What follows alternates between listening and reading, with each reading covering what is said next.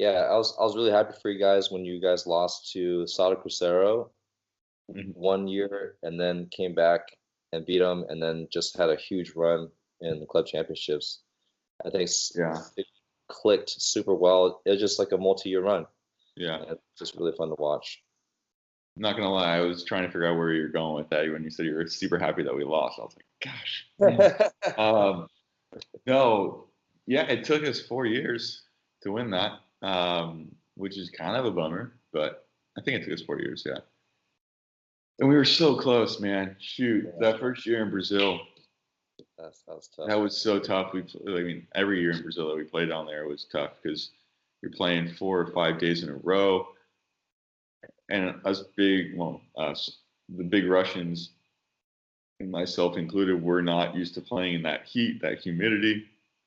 I think there's a lot of photos of the guys on the team, the middle blockers especially, sitting on the sidelines with just ice bags on them because they're just overheating. Mhm. And it was really disheartening that first year because we crushed them in pool play. We crushed Sada Cruzeiro in Yeah, pool play, and then we get to the finals, and we had nothing. We had nothing. We ran out of gas. We ran out of everything, and it sucked. And then the next year, the same thing. We just weren't ready to play. But this past 2 years ago now, well, last year, um, in Poland, things just came together. We were playing at a really high level, and that's the perk of keeping the team together for so many years. yeah. We had a pretty incredible run, not just in World Club Championship, but we won 4 Champions Leagues in a row. Mhm. We've won we won everything for 4 years. Yeah. And it's sad because we start to feel that slip away a little bit. Mhm. Uh, but really, we only lost one tournament. We lost World Club Championships this year, but everything else we've won. So it's like, I think the only way to stay satisfied is to win everything, to stay undefeated. Oh yeah, in that 4 year span, we had one season where we went undefeated, which Yeah. was crazy. We didn't That, lose a match. that's amazing. Nuts. And I think the other 2 years, one year we lost 2 matches. The other year we only lost one match. Like, Mhm. how do you do that? There's something that is clicking, and I'm extremely appreciative of it all. And I think part of me staying here for so long is to Yeah. hold on to that feeling because it feels nice to win, Yeah. Because, um, but yeah, I mean that was a fun run. I went off on a tangent again. I'm sorry. I did No, have that time. don't even apologize for that. That's to me, that's the insight that I get excited about of some of those tidbits, those inside tidbits that I mean, people can always read about your record and things like that, but to get that deeper insight that you always add, I always appreciate that. Yeah, we fly charter a lot, which is pretty awesome here. It's a nice luxury to have. And I sit next to our Italian um, assistant coach, Tommaso Totolo, Yeah. and he's a great guy. He speaks English, so it's nice for me. My Italian is not so good after being out of there for 7 years, and it wasn't anything to speak of before I left either. But I remember vividly having a bunch of conversations with Tom about that, and Tom follows a lot of the news and the blogs from the Italian websites about volleyball and our community and everything. He has friends that are in that profession of writing, the journalists and everything like that. And I remember one time we were coming back from some Siberian city, and they were talking about us going I think, to playoffs for Champions League. Mm. It was just like we just finished pool play, so like and there was the draw for who we had in playoffs and all these things. And I think it was our third year together, that crew of guys, and we already won 2 Champions Leagues, and the finals were going to be in Rome that year, and so a lot of Italian media was driving it. And Mm. Tom was talking to one of his journalist friends, and they just said, "Do you guys understand? Like, you guys are making history. Like, this Mhm. doesn't happen. Yeah. People don't win this much. Teams don't win this much, especially at this level. Yeah. And when you do, And when you consistently win at that level, like it's special, you know. And it was a cool observation from that journalist that passed it on to us, that we were making history and we knew it and we were in it. Mm-hmm. And like, I mean, it puts a little bit more pressure on you because you're like, ooh, let's make it bigger. Let's make a bigger history. Let's make a bigger point, you know, so that, Yeah. you know, 20 years down the road, when people are talking about volleyball, they talk about us. Yeah. Um, and it definitely fed my ego a lot. And I was, you know, riding high on that for a little bit. But I think as soon as you lose perspective on what you're trying to do and lose perspective on the process of it, is when you lose it. It's when you make mistakes that you normally do, that you shouldn't. So had to definitely flush that out of my brain before going into things. But it was a pretty cool realization, and it kind of like drove home all this crap, you know, all this crap that we go through, Yeah. being away from family for, you know, all but 2 weeks a year, and missing birthdays, weddings, you know, babies being born, all these things that, you know, bring the most joy in life. Yeah. We miss out on it for a very large chunk of time, and just hoping it's all worth it. Yeah.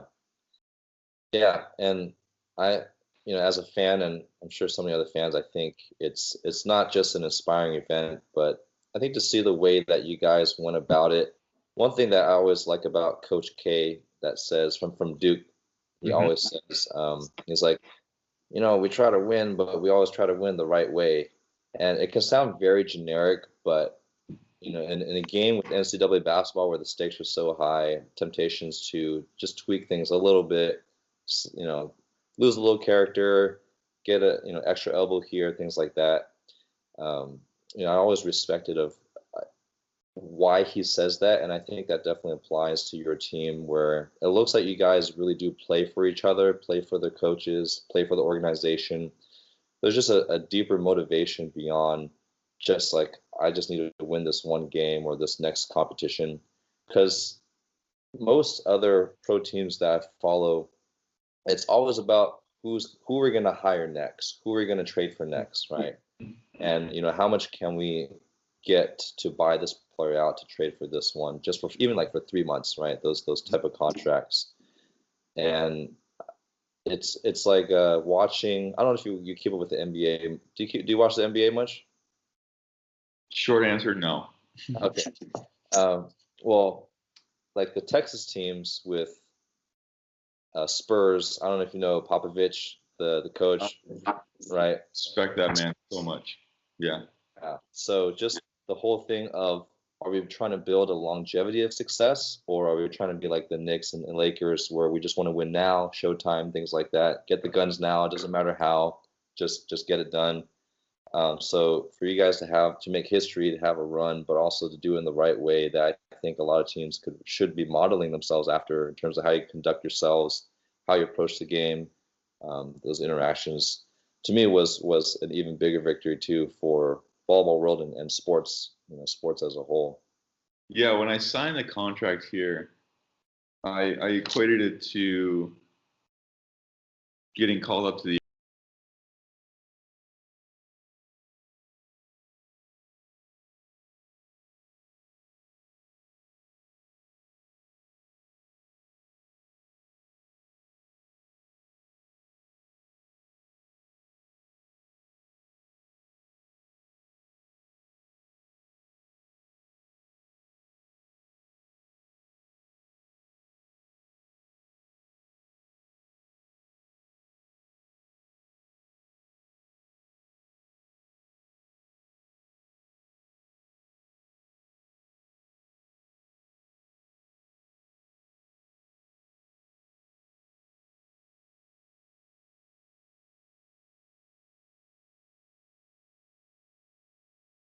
it's indescribable. Like, there's no words for it. It's just, it is, you know. The Yankees are known everywhere. Everywhere you put on a Yankees cap, it's like, oh, it's the Yankees, you know. And there's a few organizations in the world that have that. And so when I got offered this contract, it was that moment for me.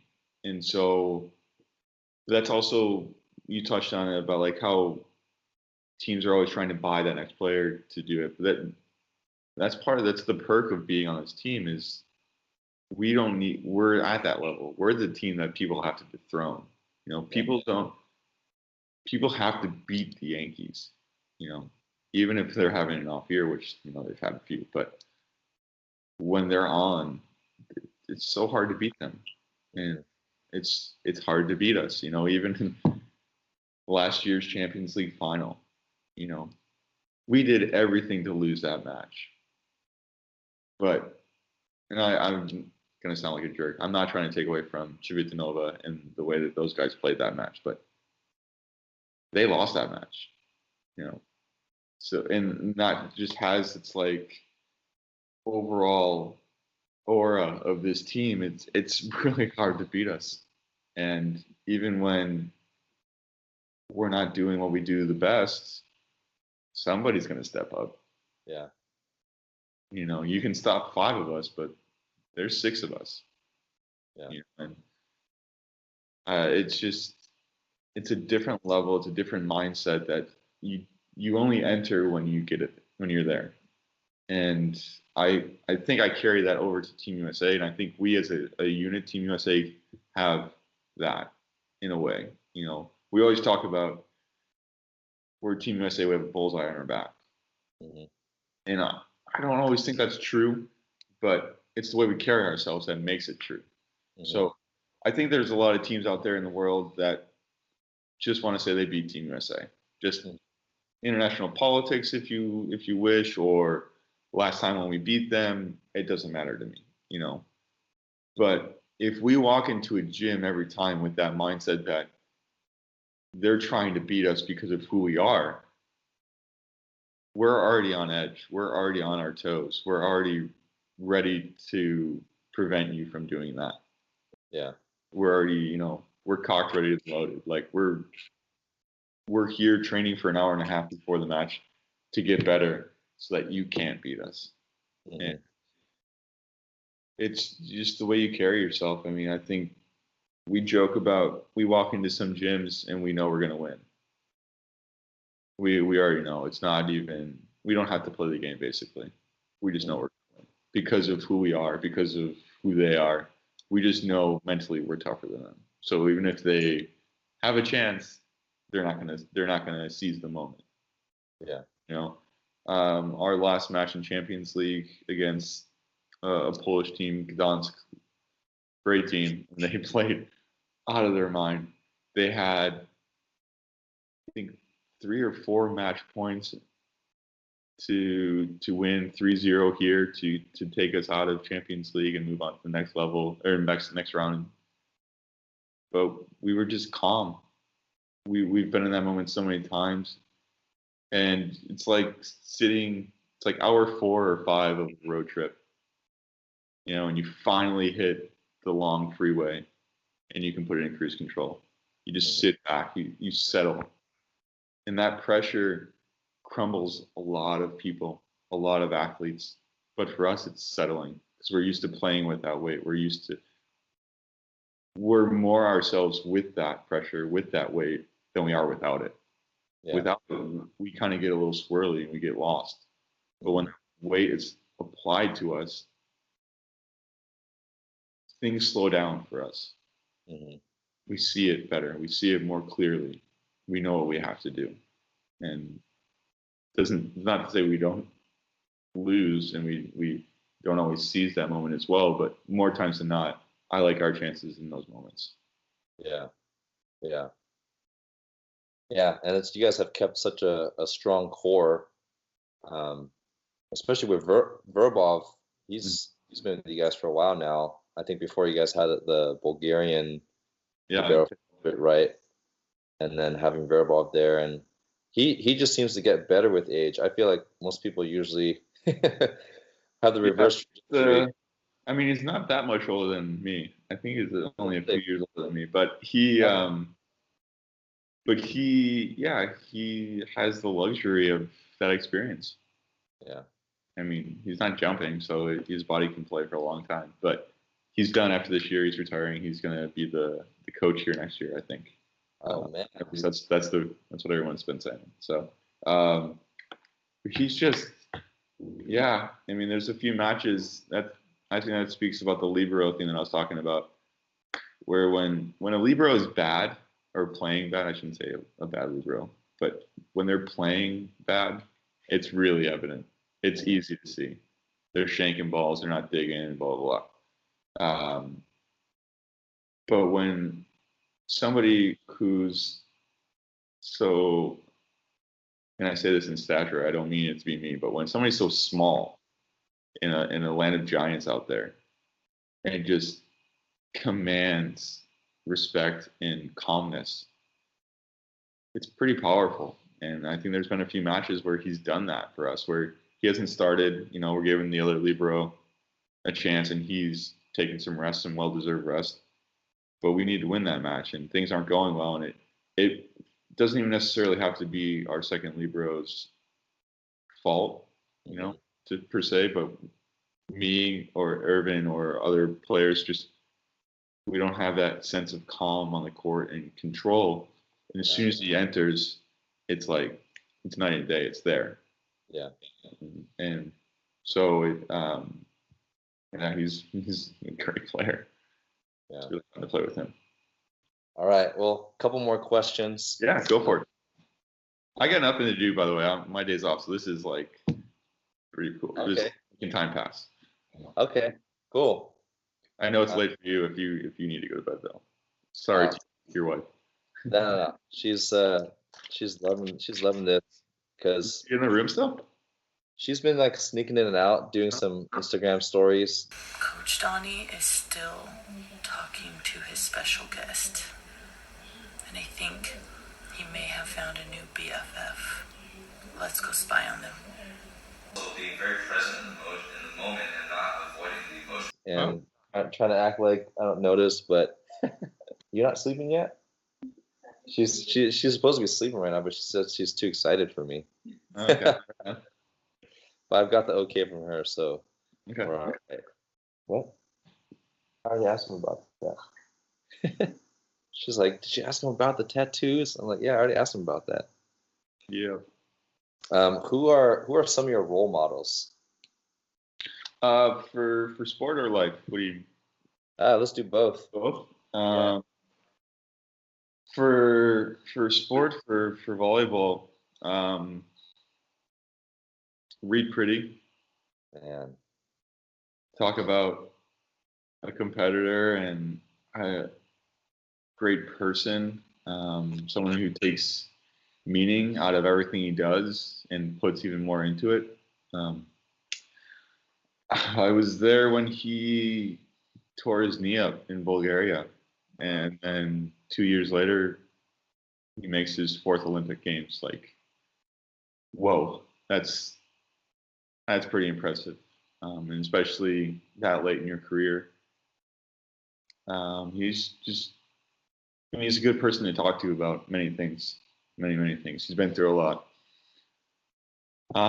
Personally, role models, for sure, my dad, family, my brother.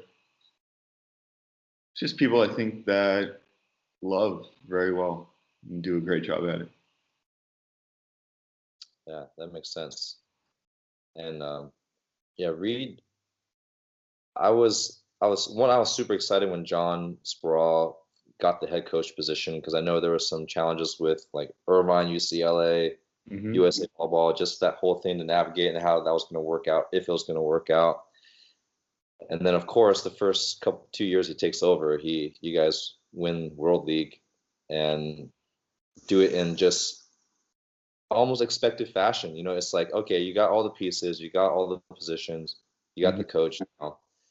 And then to see him injure his knee during what could have been a new prime for him. I mean, 2008 was just an amazing performance. And then to achieve even more success, he was just getting better. I think he was the most efficient big hitter at World League or something, just something crazy at his age.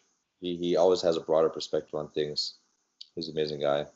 Yeah, one of the things he, maybe not intentionally, but gave me that I took from him was his attention during trainings. So Reed is very analytical and has a lot going on in his brain at most times. But he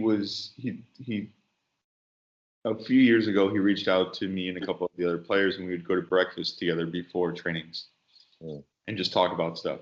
It didn't have to be volleyball. It could be anything. But during one of those breakfasts I took from him, he bookends things. So he would have 1,000 things going on in his life at 8 o'clock in the morning or 6 o'clock in the morning when he wakes up. You know, it's just, it starts. And we trained at 9 in the morning for Team USA, and we trained from 9 until 11:30, 12 o'clock. We're on the court. There's a little bit of break, and then to like refuel, to get food and stuff like that. And then we go right into weightlifting, and we're done. Maybe some of us are done 2, some of us done 3. You know, some of us go until 4 o'clock with treatments and everything like that. It's there. But he would bookend everything. So he would say, okay, everything goes. It stops at this point at 9 o'clock or 8:50, whatever it is, at whatever time I need to be ready to play volleyball, it stops. And it's just volleyball until 2 o'clock when I know I'm done. And then anything else can come back into it. But for that amount of time in the day, everything I'm doing, all of my effort, all my focus goes towards this goal. Get that little bit better today, right now, and then anything else can happen. But it's such a freeing mindset to know that, okay, my wife is sick, or my kid has to go to a recital tonight, or I have a phone call about a house I'm buying, or I have to pay my credit card bill. Like all these things that can just, they're life, they're in your brain, to be able to put them aside, because for 4 hours they can wait. They can wait. Yeah. So you're there to get better and to do your craft, to do your job, but to enjoy it. And like I said, it's a really freeing thing. Yeah. I was kind of hoping he would make a 5th indoor appearance. That guy's still jumping like 40. Yeah, he's trying to revolutionize the beach game, man. And if anybody can do it, it's him. That's for sure. Yeah, he's motivated. He's doing a good job. He's playing. I think he's playing with Theo Brunner now, right? Yeah. All right. I was really hoping him and David Lee would partner up sometime, bring back that '08 chemistry. I don't know if David Lee has the mental capacities for that, but I think he's a great player. I'm just joking with David, but yeah, Dave could be a good beach player too. Yeah, he's a blocking maniac. I heard it. I would just serve him all the time. They have to go back to the old school power eye. What was that? Who was that? That was Karch and Lambert together or something like that. That did that. Yeah, one of his original partners. I forgot who. Yeah. Good old Karch. That would be a Karch move. I'll just pass the entire court. Don't worry. Don't touch it. Yeah. What was one of the most important lessons you learned from your dad? Because I've heard you reference him a couple times. Yeah. I would say have fun. It's too short, man. Have fun. Yeah. Sorry, it's tough to talk about, but no, that's completely understandable. I mean, I could tell he's had such a big impact on your life, and as I grow older, I realize how much more I'm becoming like my dad. Yeah. And sure. Even the most annoying parts, which you begin to cherish as you get older, and the things that I got so frustrated as a kid, I appreciate why now he did and the way he is. So yeah. Yeah, I get a lot of I would say, what is it? Do it right the first time, you don't have to do it again. Mm-hmm. That kind of like hard work, blue collar effort stuff. Yeah. What do you do for a living? He was a business forms salesman manager kind of thing. I don't think I ever got his title right, but he basically, so he worked for a company that printed the ads based on the back of labels. So like if you go to a casino now and like it prints out your check, they don't give you actually money anymore. Those advertisements on the back. So he would print that, like his company did that. So I think it's business forms is what it was called. Something. He was a manager kind of person in that regard. Okay. But like he was a teacher first. So he was an English teacher, and then when the third kid, I think, or after the second kid, my mom stopped working and wanted to be a mother, full-time mother. He needed to make more money, so he went into business. And originally, one of his company's big clients was Kodak, so they printed the Kodak label on the back of photo paper, and then he got laid off. I think 28 years into it, and then went back into teaching a little bit. Worked in like the administration of it, and then went back into that sales. Okay. So that's great. Yeah, I always admire a man's ability to take care of the family and to just find a way. Find a way. That was my dad. My dad has like the highest pain tolerance. He's not athletic. He's like one of the most least athletic guys I know. Mm-hmm. But his ability to push through things and that old man strength, like he'll act feeble here and there. And I was like, Dad, how are you able to move that fridge? It's like, it just needs to get done. Yeah. Yeah. My dad, when he was younger, did a lot of construction. And so like anything around the house, we never got a handyman. Like he just knew how to fix it and knew how to, or at least a way around it, you know? So, but we always had the joke, if he was doing plumbing, everybody left the house. That was the one thing that always frustrated him most. Uh-huh. Yeah. But he, like, our house that we grew up, that I grew up in, like, double the size of it, if not triple the size of it, him and his buddies. Like, they would just do, I mean, he was working 9 to 5, and then would come home and work on the house for 4 or 5 hours until the sun went down. Wake up, do it again. And then it was like Saturday morning, crack of dawn, like he was up preparing, getting it all done, and worked all day Saturday, all day Sunday, until it was done. And like it was just, it was pretty commendable in my mind. Yeah, and then still make time for you to get.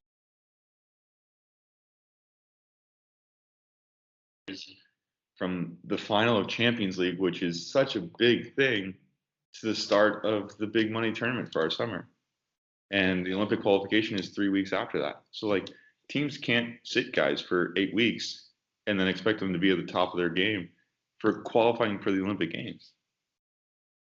World Cup goes till October 14th, and after 2 weeks starts the pro seasons. Some seasons even start before that because they don't have national teams in the World Cup. Like there is no end for it. And it sounds like, I mean, it's a big complaint, right? We're just playing a sport, but it's not just a sport for us because it's our lives. It's how we make our money. It's how we make our living, but it's also our passion. Yeah. So we need representation in it, but we also need to understand that it's the way it is right now. And there's not an immediate change, but hopefully having advocates there for us. I know that Jiba, who's one of the best players to ever play the game, is pushing hard for everyone.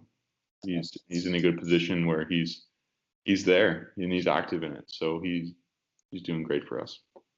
That's good. Yeah, the NBA went through that too. The NBA was trying to increase the number of games even more. Mm-hmm. That's where I don't know if they have the lockout and all that stuff. Yeah, for sure. Yeah, it's easy to lose focus and just focus on the business when you forget that you're working with humans, working with people. Yeah, that's what it is. It's a business. And it stinks because volleyball is not that profitable of a sport right now. It is for the people that care about it, but the TV rights, like people aren't turning on TNT or ESPN on TNT to watch a volleyball match. Like we get it. I understand that. So the money that we get, we have to entertain those sponsors so that they remain, so that hopefully it breeds more and more and more. But there has to be a release valve. There has to be something where we can be like, hey, like, I understand you want me here, but I'm also trying to win in like in 2 months from now. So like, I need a break. I can't play. Yeah. Hopefully there's some change with that. Hopefully there's an American League, and I think if there is, and it's good enough money for players to start coming there, it will literally change the game. Yeah. And I think there are so many great players that choose to not miss out on domestic life experiences, which very understandable, because they don't want to miss out on that to play overseas. And I know Canada started a pro league, and they have, I think, 16, something small, but still something. And yeah, I think it would be great if we can have a domestic one. I'm actually kind of surprised that we haven't had something smaller. They've tried with PVL and some really small things, but yeah, I know there's not a lot of money, but I think there's people that just want to play domestically at high level, and I think it would be a great feeder program. So I don't know what your thoughts on that are as to why I have traction. I think it's tough right now because I'm not going to play in the States for less than I make in a month, right now, and that's just a fact. And I want to be in the States. I want to play in America. I'd love to have a team on the East Coast that I could play for. And like right now, I have 2 days off because we just finished regular season, and I could fly home and see my mom and my brothers and sisters, and I wouldn't have to ask my girlfriend to live in Russia with me. Like these are huge, but it's just not going to happen at that little bit of pay. So I had this idea, and I'm not a businessman by any sense of the word, but like to piggyback one of the leagues, like get into an NBA office with owners and be like, hey, this sport is growing.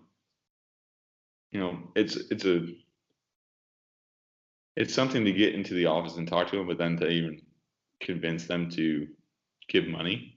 A budget for a volleyball team internationally is pennies, if not hundredths of a penny to the budget of an NBA team. So hey, let's piggyback a couple of the major cities: Dallas, LA, whatever, Sacramento, San Francisco. Like these, like that's a 1 hour flight. Southwest could be our sponsor too. And that kind of stuff where you can pay good guys to come, because if you're gonna get guys that can't even get B-level French league contracts to be the highlight of an American league to start, it's going to get enthusiasts that like the sport, but that's not the market we need to market to. That's not who we need to entertain. We need to pull people from the NBA. We need to pull people from NFL, from these leagues that are true fans of sport, but just don't know it's there. And I think that's why women's volleyball is a little bit more marketable in the States. And again, not to knock them, but it's a little bit slower. They have longer rallies. It's more entertaining. But a true purist, I think, or enthusiast for volleyball loves to watch the men's game because of how fast it is. Yeah. Like, I remember when growing up in Buffalo, watching the Buffalo Sabres, hockey was huge. And then when Fox started broadcasting and had the the puck tracker, so it was like a red kind of like trail of where the puck was going. It made it more easy for a layman to watch the game and understand what was happening, how the puck was moving. Like, I remember watching as a young kid and be like, oh my God, they scored? Like, how'd the puck even get there? Like, what happened? You don't have to wait for an instant replay to slow everything down to understand it. It's like real time feedback of how it goes, and you understand the game more. And then you see it without having that puck tracker kind of stuff. Yeah. But and I think of the new CEO of USAV is doing a good job. Yeah. It's requiring a little bit more, I think, from us, because we have to front it. We have to be the showcase of the league. But I think Jamie Davis is doing a great job. I hope he is, from what I see. Yeah. I think he brings a little bit more relevant approach, and I think Doug Beal's done an awesome job with growing the sport and really getting our programs to a competitive place. Mhm. And it's a refreshing perspective with the new CEO that USA Volleyball has. I mean, you can already feel it with social media presence. Things just feel a little bit more relevant for the new generation, and it's yeah. At the end of the day, to have a business driven, which is not a bad thing, to have a business focus to an organization, which I know that's probably partly why they brought him in, right, to have that marketing and business perspective. I believe so. Yeah. It also has to. I think it has to be done in a way that we as athletes, the actual players of this sport, don't think it's lame. Hmm. You know, anybody can put together a highlight tape, Hmm. but if even us, like, if I'm watching myself on a highlight tape, I'm like, this is lame, man. I don't even want to watch this. Uh-huh. What is going to get a 12-year-old boy in Wisconsin intrigued to watch this? Yeah. Or to like share it even. Like, oh, okay, that was cool. I'm not going to share it though. Like, Yeah. to push content. And then you get like the most volleyball has ever blown up social media, I think, is Steph Curry joking around in warm-ups peppering, like how does that make it? That's on ESPN. Yeah. ESPN is retweeting that or, Instagramming it out. Yeah. But the best volleyball players in the world tweet out a little video or whatever, and it gets 10,000 likes, you know. Yeah. That's true. Crazy. It's crazy. That does put it in perspective. I never thought about it like that, of how far we have to go. But yeah, but it's I hate this word, but it's influencers, people on Instagram that just sit there and do Mhm. nothing but tweet and like and share and all this crap. Yeah. But that is what drives our economy and our entertainment business right now. And Yeah. it's a necessary evil for it. I think that it's great. I don't like social media myself just because I think it can create a lot more problems that it can give us benefits in a way. I Hmm. think if it's used the right way, it's awesome. Connection and keeping up in touch with friends and family. Yeah. But there's a lot of negativity that goes with it too, man. Like, shoot, I'll post something. And I'm like, I look good here. I'm gonna post this, and it'll be that old term, that old tale of like 1,000 good things and one bad thing, and we all harp on that one bad thing. Yeah. You know, like every now and then somebody will comment like, "Oh, you look great, but Poland beat you in World Championships." Like, What? People say stupid stuff like yeah, that? like, oh man, come on, you can't load a comment like that. That's so brutal. That's awful. That's so. Oh man. It just happens though. Like, and who am I to say that that person can't write that, right? I'm putting this thing out there for people to comment on, Oh and then I yes. get upset when it's not like, "Hey, you're the best, go for it." If I want that, I got to talk to my grandma, that kind of Uh, stuff. But I started off as with my YouTube channel with volleyball and training content, and mhm, then my wife was getting me on, like, you gotta get more if you want to grow your side business. So I'm a art teacher, a public high school teacher. That's my main job, and I started this as my passion. But the business has been growing to a point where I'm hoping to transition to the stuff I'm doing with Elevate Yourself full time, sometime in the near future. So my wife was saying, like, if you want to grow your business, you got to have an Instagram page. And for me, mhm, I try to stay unplugged from that stuff. And like you mentioned, I think it has this really powerful functions of staying in touch with a lot of people and that respect. But I just I like more authentic interactions and being more present with people. But yeah, yeah, I mean, now the unfortunate. only what was that? That's I said it's unfortunate, but that type of communication is leaving. It's fleeting. Yeah, That authentic. It's no longer word of mouth that passes things along. It's word of Instagram. You know, yeah. a guy that I really enjoy watching for entertainment and for just enlightenment on it is Gary Vaynerchuk. Mm. I don't know if you ever Gary V on Instagram. He's vulgar, so forewarning with that. But he preaches pushing content, push content, and it's like just keep doing it, be relentless. And that's the only way to be heard. And people use that in a negative way of pushing negative content, being radical and all that stuff that goes along with the negativity in the world. But if you're passionate about something, you have to push it. Yeah.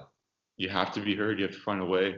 And so like that's what he preaches, and it's pretty cool. It's pretty interesting. But sorry, I digress a little bit there.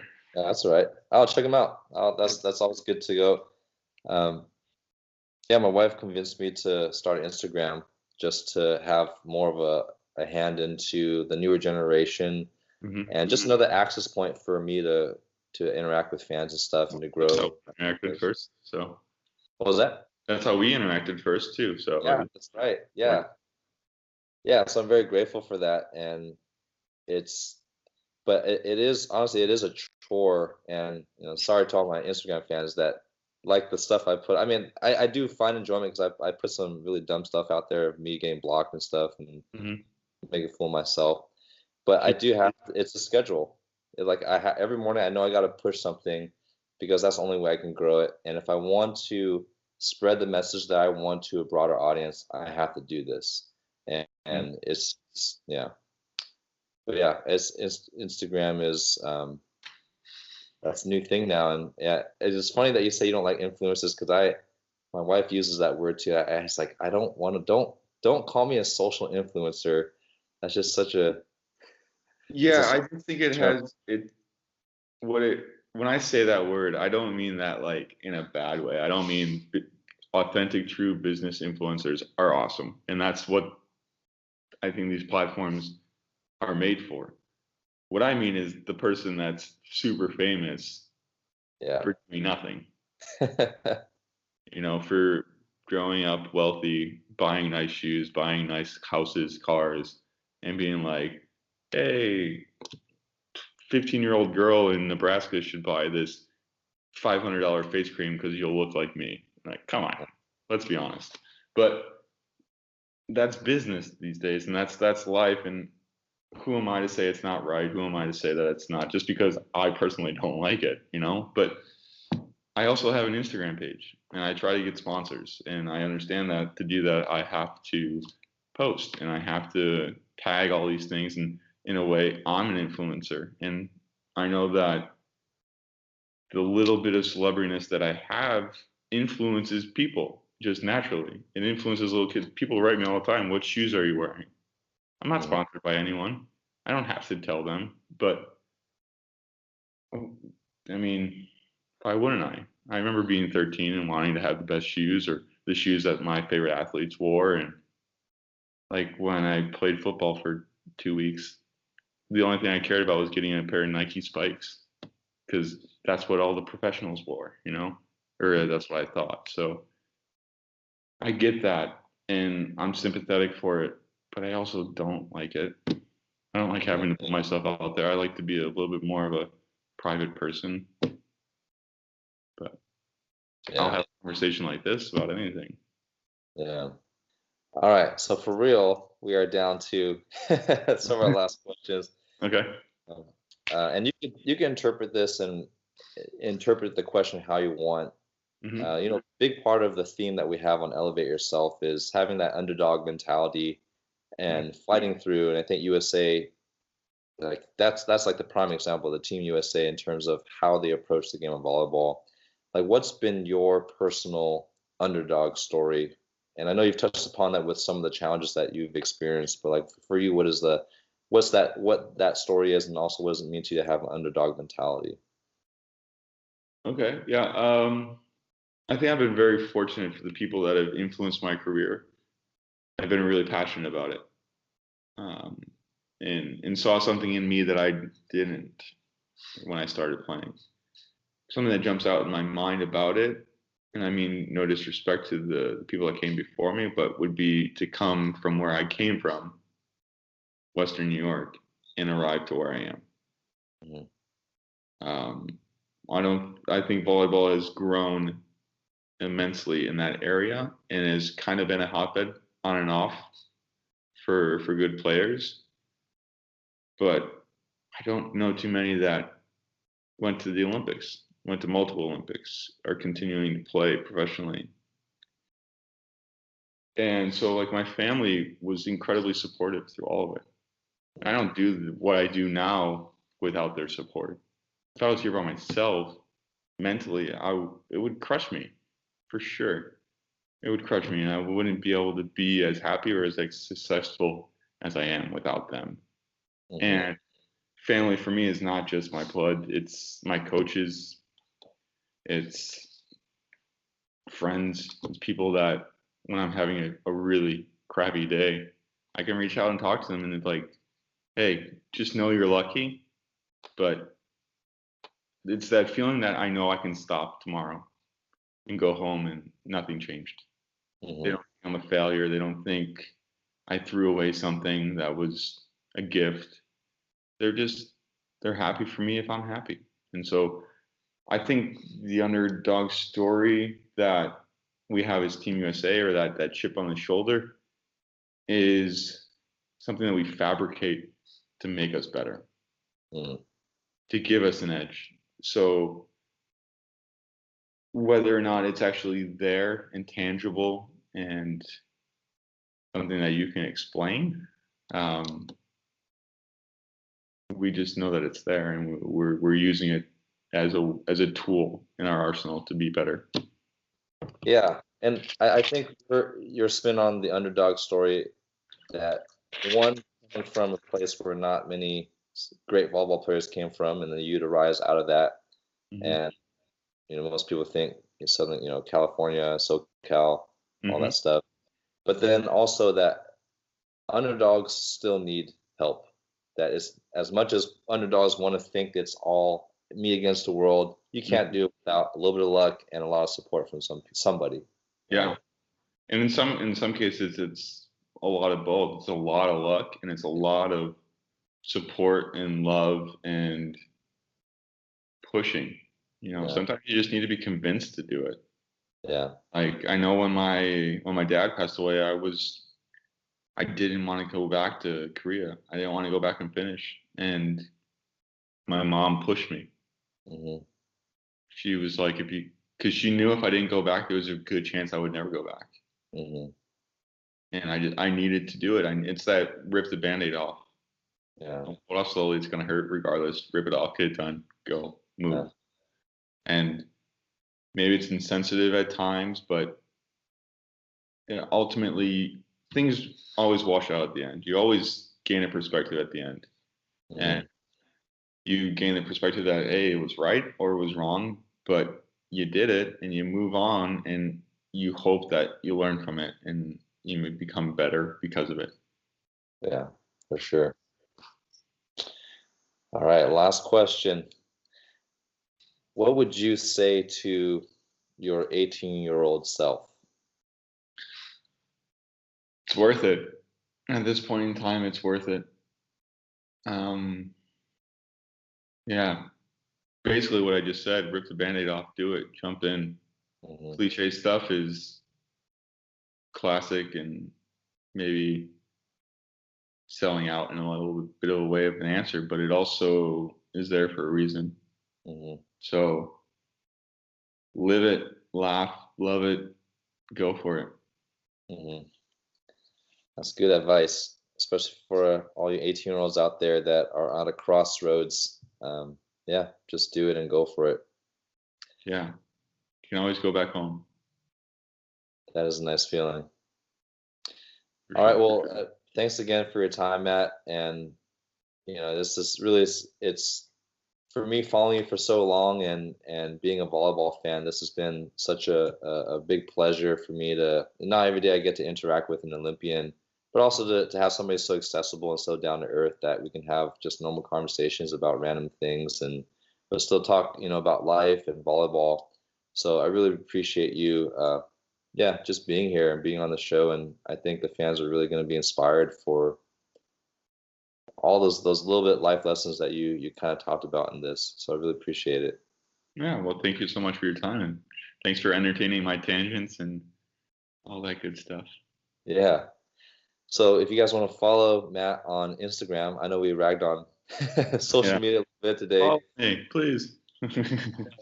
It does have its purposes, just like anything. It can be used for great or not so great things. But yeah, definitely recommend following him, and I'll leave his Instagram in there. Follow him on Zenit Kazan, and then summer is when the USA season starts, right?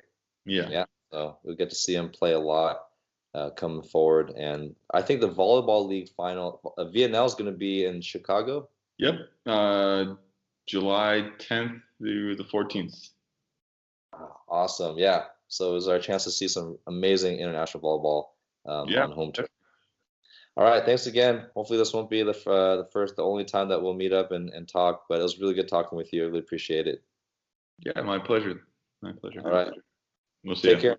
Good luck with the rest of your season. Yeah, thanks. All right. Bye. Take care. Bye.